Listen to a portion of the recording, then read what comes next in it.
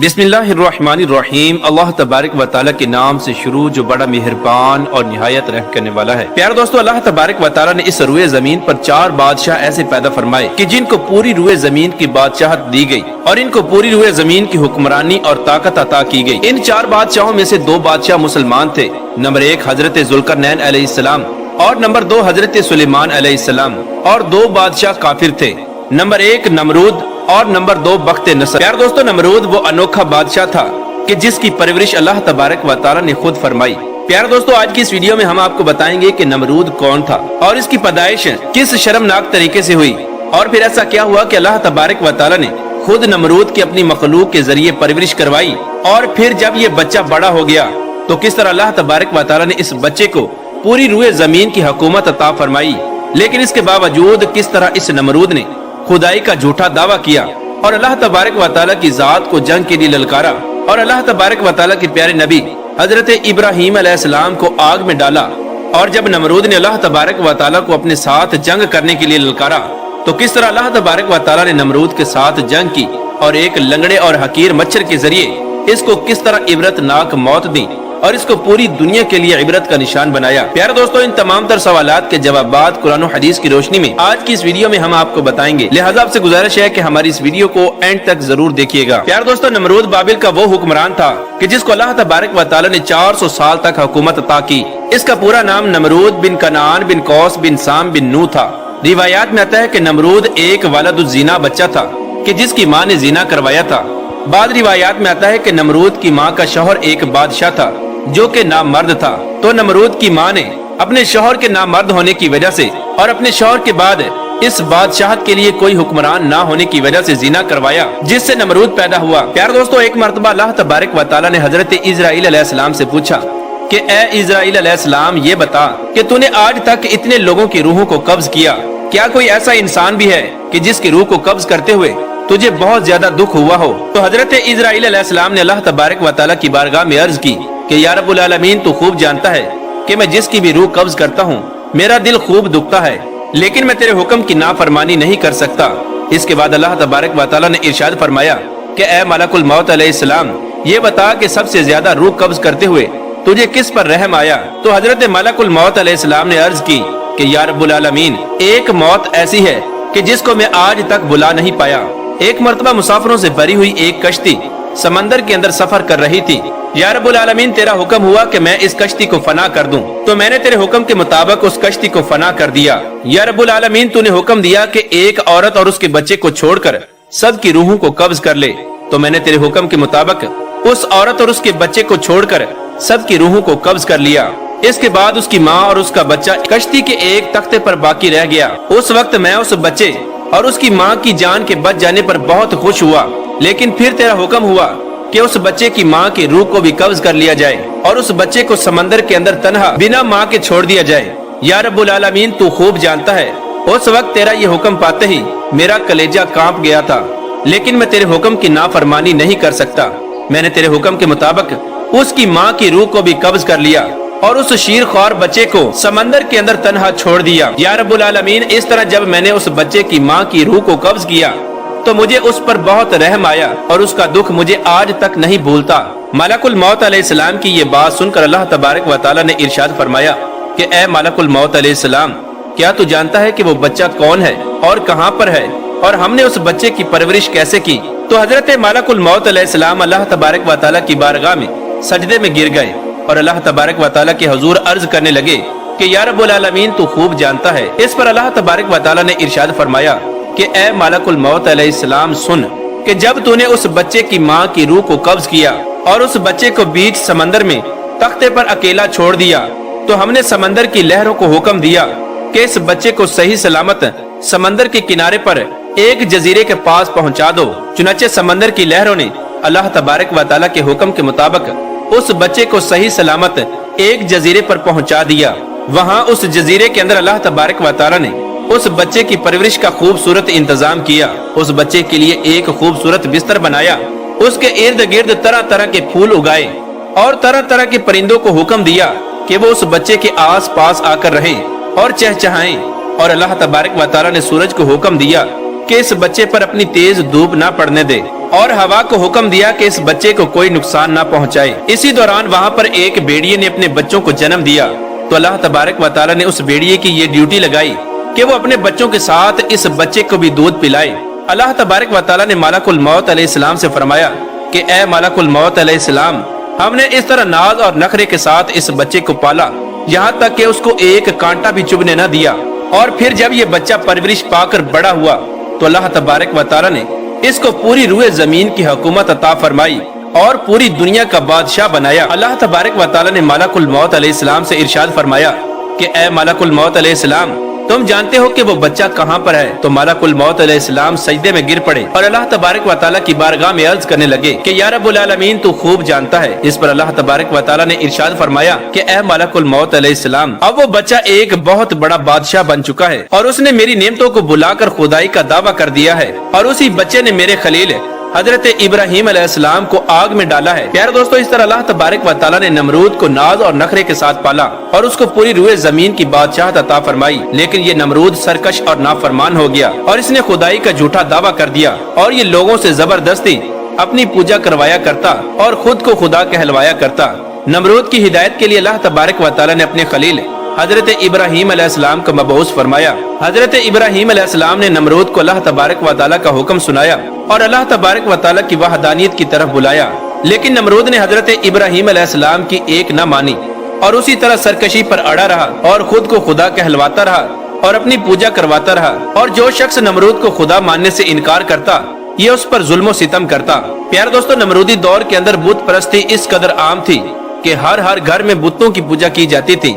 इस नमरूदी दौर में हजरत इब्राहिम अलैहिस्सलाम वो वाहिद शख्स थे जो अल्लाह तबारक व तआला की वहदानियत पर ईमान रखते थे और एक खुदा की इबादत किया करते थे। हजरत इब्राहिम अलैहिस्सलाम ने नमरूदी कौम को 12 दफा समझाया और बुत परस्ती से मना किया और एक खुदा की इबादत करने का हुक्म दिया।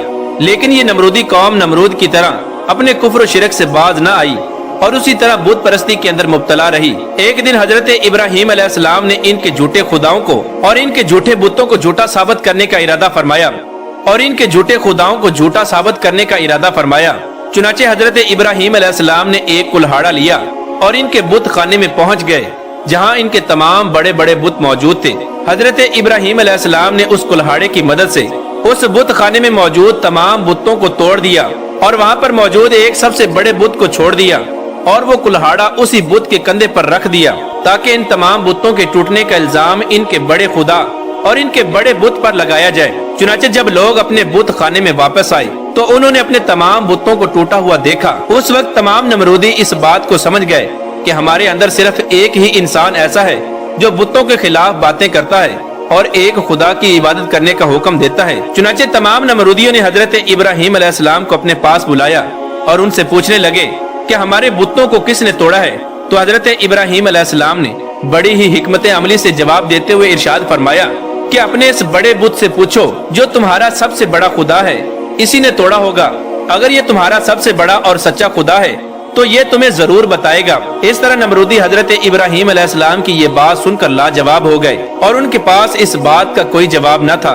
इस पर हजरत इब्राहिम अलैहिस्सलाम ने उनको तौहीद की दावत दी और हजरत इब्राहिम अलैहिस्सलाम उन नमरूदियों से फरमाने लगे कि जब ये तुम्हारे झूठे खुदा अपनी हिफाजत खुद नहीं कर सकते तो ये तुम्हारी हिफाजत कैसे करेंगे, और ये तुम्हारे खुदा कैसे हो सकते हैं जो न देख सकते हैं, न बोल सकते हैं और न ही अपनी हिफाजत कर सकते हैं। हजरत इब्राहिम अलैहिस्सलाम की ये बात सुनकर नमरूदी तैश में आ गए और उन्होंने हजरत इब्राहिम अलैहिस्सलाम को सजा देने का इरादा किया और माअज़ अल्लाह हजरत इब्राहिम अलैहिस्सलाम को कत्ल करने का इरादा कर लिया।